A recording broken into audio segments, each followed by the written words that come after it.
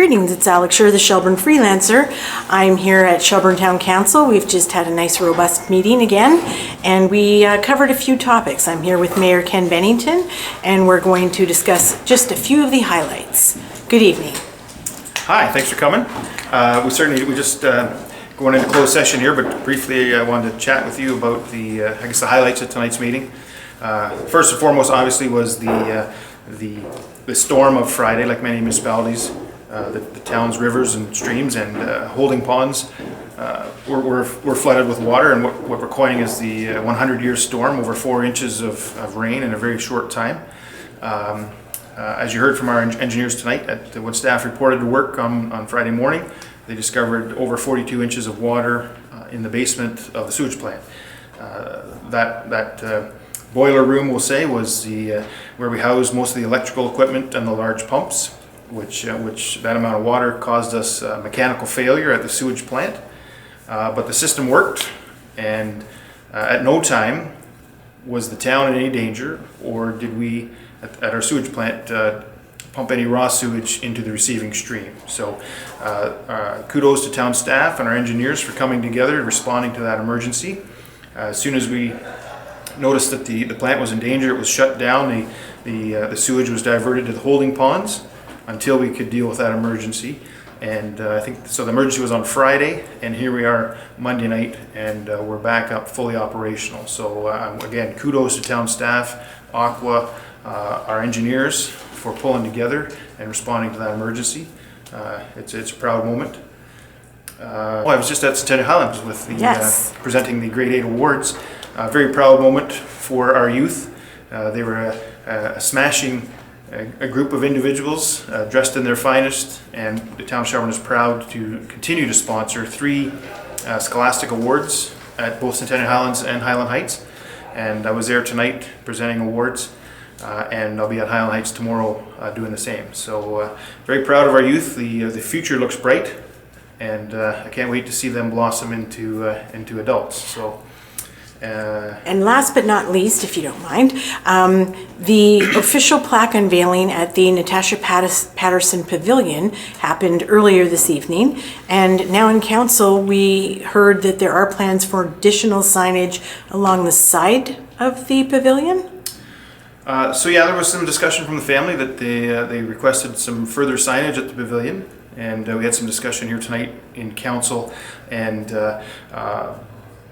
if you could reflect on the mural at the side of that building over there, you'll see the old Shelburne train station, and it shows some, I guess, wayfinding signs that indicate the town of Shelburne, and so I guess that's the flavor that council wants to go with as one additional sign on that pavilion. So we'll get those ordered and installed shortly, and with that, I hope that will be the finishing touches on that pavilion. Well, thank you very much. It's been a very nice evening, and thank you for your highlights and comments.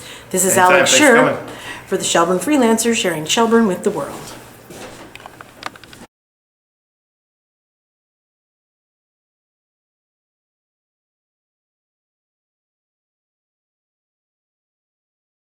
It will be at a very high level, and certainly there will be more information to follow in terms of details, because they are still in the evaluation process. I can tell you that Scott Craig at Aqua was keeping the town updated. He had I think there were a total of 4 updates that he provided over the course of the day, and the latest being just after 9 o'clock Friday evening. So just in terms of what happened, Aqua staff arrived at their plant at about 6 a.m. and water was flooding into the building through the doors on the west side. And about an hour later, Public Works were on site, and their efforts were noted by the Aqua folks to get there as quickly as they did and stop the water from running into the building, both in through the front door and in through the garage. As a result of that resulted in water ponding in the basement underneath the garage, and that's what it looked like at about 9:15, about 8:30 when I was down there. I took that picture, and At its highest level, the water exceeded 42 inches in the floor there. So that was a fairly serious problem. Just what's noteworthy there is, notice on that steel on the discharge pipe, that white valve. And the next picture you're going to see is going to sort of see, you'll get a sense of just how deep the water was. And then also have a look at the electrical panels over there on the far wall. The water was up to the bottom of those electrical panels. So then, Jennifer, if you want to go to the next picture, then that's what it looked like. I took that picture this afternoon. So it was just up above the bottom of those electrical panels, and the blue pumps and the blue motors, they were completely submerged as the water was just below that white valve that's on the discharge pipe.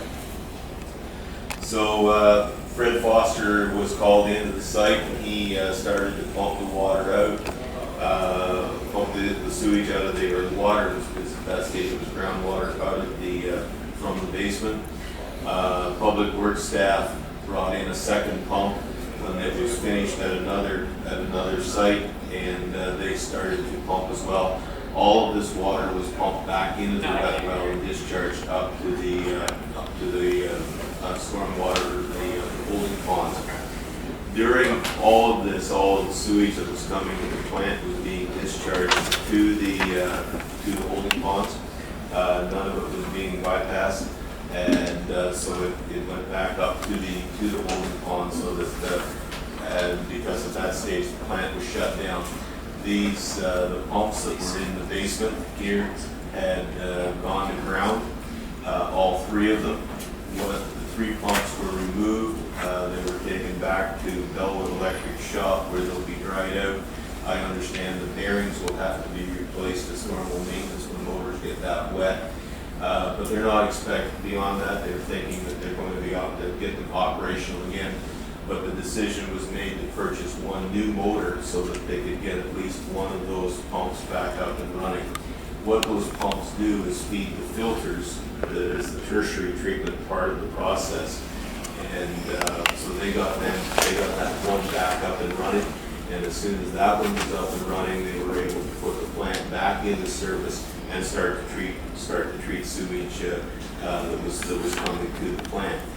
As time goes on now over the next few days, and if it does stop raining, they'll be able to start to take the water out of that pond and pump it back out, or treat it, pass it through, run it through the system, and then discharge it out to the receiving stream. When I was down there this afternoon, I think the way to describe it is that the plant is treating its normal sewage flows now.